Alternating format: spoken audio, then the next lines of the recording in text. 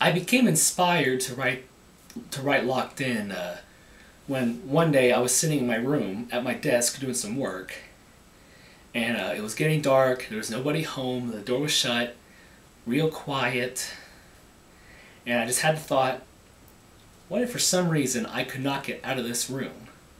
I was trapped, and it would just make me go crazy.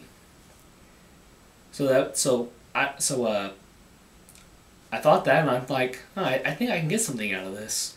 So I wrote the idea down. I stored it in a little drawer until I figure out where to go from there. So over several weeks, I kicked around the idea of what to go with it until it finally became to what you saw in the film.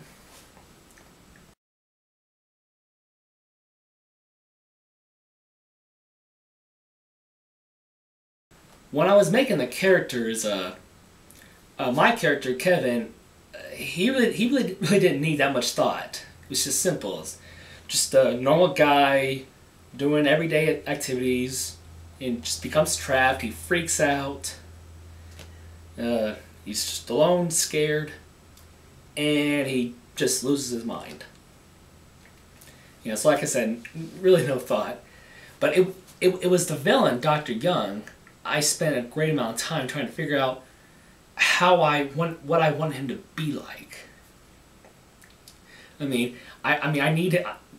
course, I need him to be completely out of his mind. He had to be a full psychopath. But I didn't want him to be like he had absolutely no brain. I want him to be smart. I want him to be always one step ahead of my character Kevin. So I finally finished his creation. I felt like I established a well villain.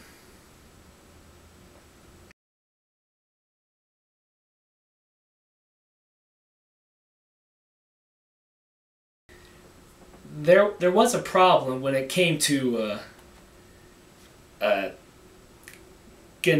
playing the characters, because over time, my first two films, Can I Come In and Death Count, I've done completely by myself. I've had absolutely no help. I did all the acting, and for other actors I did them. For other characters I did them. All the writing, the producing, the editing, the directing, I had to do completely by myself, because I just don't have anyone to work with me. Either someone doesn't want to, or they can't. So I thought for this film, I'm like, if I played both characters, Kevin and Dr. Young, I feel like I could probably make it okay. Well, someone will watch it and go, "Oh, that's okay. I liked it." I felt this time I have to push my limits. I've got to find someone to play Dr. Young. I just didn't know how. Well, over time I've been chatting with a with a new buddy of mine, Patrick Ferguson, and I've been watching some of his videos, and he incredibly talented and gifted actor and voice actor. He is by far one of the best voice actors I've seen. He's got the perfect, I think the perfect Mark Hamill Joker laugh. To which I decided to use that for another film I'm doing, but that'll be coming out later. So I thought about asking him if he would be interested in playing Dr. Young. So I sent him an email, and I told him this film I'm doing, what the main theme was, and he said, "Oh, yeah, this seems like a good script. I'm interested." So I sent him the script. He read it, and he absolutely loved it, and he was just all for it. So being that we won't be talking like face to face, I can only tell him what to do through words. I try to be as detailed as I can be on what I want him to, what his character at the end needs to be like how he should be sitting when talking. On how he looked, I didn't care. I just told him, when I told him what he should look like, I just said, just try to look like a very uncomfortable doctor. Like if you were sitting in the waiting room and he walked in, you will just have you have a chill up your spine. And when he sent me the video of what he looked like, I'm like, that's perfect. That is one nasty ass suit. And then, like, what should he be doing? Should he be staying upright, hands together, lean to the side, turning? Those I try to be as detailed as I could be in the script. And I felt like I was able to get him to understand what I was looking for. But the biggest challenge was finding the right voice for him. I didn't. I felt like this doctor needs to have some kind of characteristics for his voice. So Patrick sent me a video of various voices he was doing. And the top two I liked the most was his Mark Hamill voicing for the Joker, and what sounded like kind of Russian, but not completely. I liked them both a lot. I will admit it, I did like them both. But I chose the Russian one for two reasons. One, it just sounds a lot creepier for his type of character. Because the Joker voice just sounds... The voice belongs to a character who, I mean, is out of his mind, but he's not so calm and patient. The Russian voice pretty much nailed it, in my opinion. But I felt like the Joker voice and laugh, I had to use his voice. So in this other film I'm making, it's a sequel to my Plaything movie. I'm doing Playthings, which I'm going to have multiple characters. I had to have that voice. I felt like it was going to be perfect, but I won't go into too much detail to spoil it. But yeah, we established what Dr. Young was going to look like, what he sounded like, and what he did.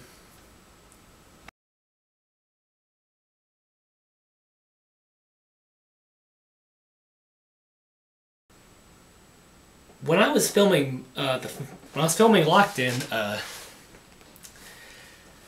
I was trying to be as fast as possible because, of course, I wanted to get it up and load it onto YouTube as fast as I can. But every scene that you see me in, I shot all that in just one day, which took me about 5-6 hours. But I had to shoot it all in one day due to my own personal schedule. But that wasn't the problem, because I already knew what I wanted to do. I had my script, I knew what I was going to say, I knew what I wanted to do, what I was going to be doing it, how I was doing it. I already knew what camera angles I wanted from picturing it in my head. But a couple things went wrong in the film. The first one was the puzzle scene, that something went wrong right in the middle of filming, and I completely improvised to keep it going. The scene where you see me running to my desk with the puzzle box and I can't get it open and I just flip out, that was not the original way I had it. Originally, I was going to have my character open the box and try to put pieces of the puzzle together. Because puzzles are already frustrating, especially when you got 500,000 pieces. So many pieces look alike, and you think you find the right one, and you put it in, it's not the right one, and you're pounding it in. But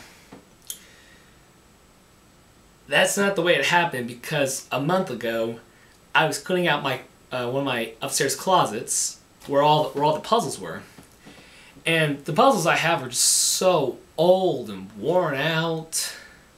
The boxes are all worn out, and the lids would just come off them so easily, and pieces would fly everywhere. It was a nightmare. So I took some very strong tape and I just taped the lid to the box, and I completely forgot about that when I was filming. So when I was going to my desk and you see me trying to open it, right at that moment I'm actually realizing, oh crap, this thing is taped shut. And I really did not want to, nor did I have time to shoot again.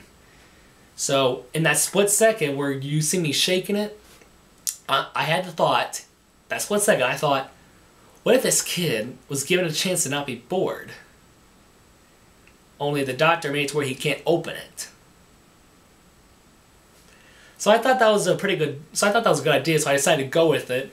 You see me shaking and pounding on the desk and screaming. So when I reviewed it, I thought it worked out fine. So I just left it at that.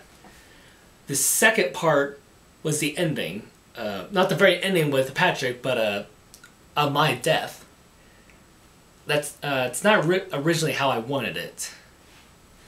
Cause right after the puzzle, you see me just running around like an idiot, just smiling, big eye, giggling, twitching, smiling big.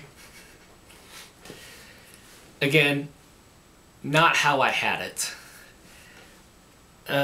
In the script, I originally had Kevin, when he's done with messing with the puzzle, he just kind of kneels down to the ground, puts his hands on his face, and just starts giggling, and it gets louder and louder and harder, and to where when he pulls his hands down, he's giving off a scary, psychotic laugh with a terrifying face.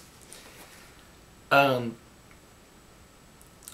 I couldn't do it because past couple months I've been having some health issues on my chest, and if I ever try to raise my voice or laugh really hard and loud, I'll just cough really bad. And I already knew this, right? But I thought I can go ahead and get away with the laugh, but after take after take after take, I couldn't do it. So then I realized, oh shit. If I can't laugh, what am I gonna do? I didn't have much time to think about it, so I decided just go crazy. But then at the death, I had something in mind. I thought I'd make it pretty epic, but I completely forgot about it because I was in the heat of the moment where I was wanting to get this done and over with.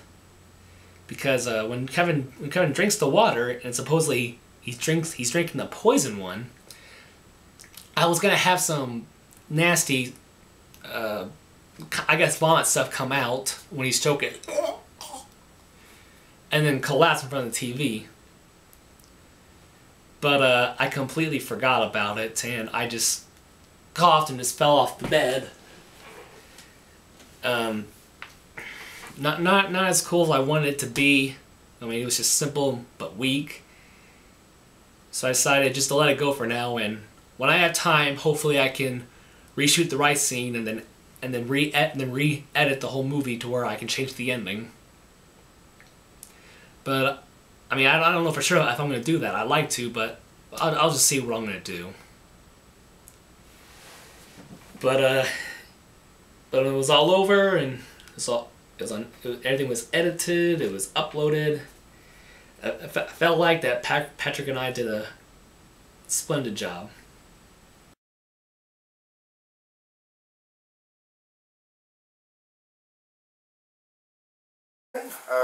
I am Patrick Ferguson, and I play Dr. Young. I've done a couple things, like on YouTube and some live theater and stuff. And I definitely have to note this is probably one of the darkest characters I've ever done.